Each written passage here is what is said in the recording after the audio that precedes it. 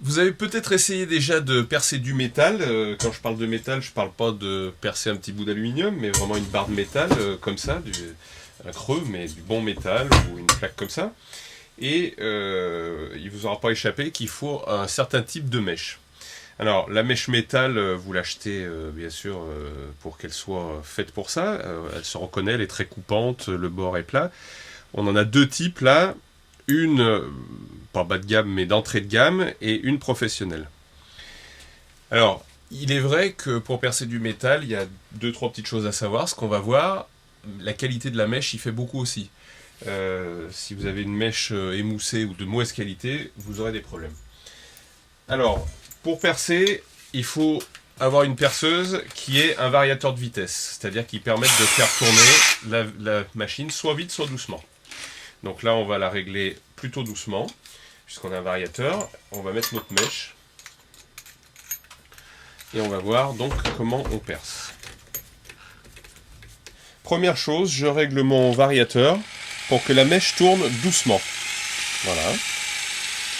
Et ensuite, donc, une fois que j'ai tracé sur mon métal où je veux percer, chose importante, je vais mettre de la graisse.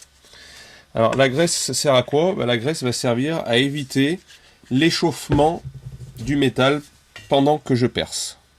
Pas de percussion, bien sûr. Et puis, je vais percer en faisant tourner tout doucement.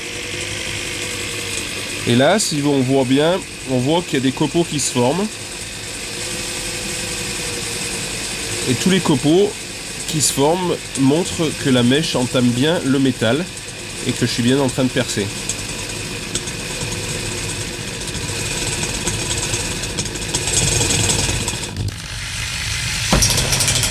Et voilà. Donc on voit qu'avec une mèche de qualité, en mettant du gras et en perçant tout doucement, même une barre de fer qui fait 3 mm d'épaisseur se perce vraiment très facilement. Un autre cas de figure, vous devez percer une plaque comme celle-ci, bon, qui n'est pas très épaisse, mais par contre qui est très glissante. Donc pour pouvoir éviter que votre mèche ripe au départ, eh ben, on va faire la même chose. Que lorsqu'on perce du carrelage, par exemple.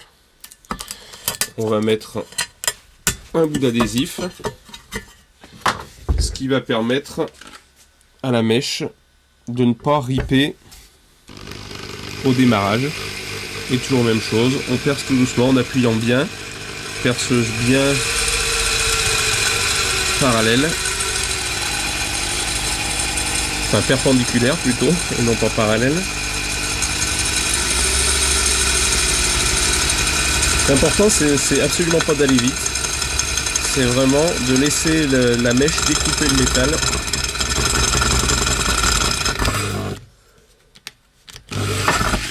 Et voilà.